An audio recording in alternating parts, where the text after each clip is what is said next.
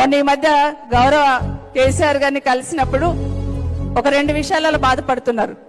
ఒకటేంటంటే కరెంటు లేకుండా రైతులకు ఇబ్బంది అవుతుంది, మంచి సిస్టమ్ సెట్ చేసిన నేను, మరి కరెంట్ ఎందుకు కట్ అవుతుంది, రైతులకు ఎందుకు కష్టాలు వస్తున్నాయని చెప్తున్నారు. రెండవది ఏమడిగారంటే మిషన్ భగీరథ నీళ్లు మంచిగా చేసుకొచ్చినాం కదా, అక్కడక్కడ నీళ్లు వస్తలేవని బిందెలు తీసుకుంటున్నారు, మళ్ళీ ఇదేందమ్మా అని అడుగున్నారు.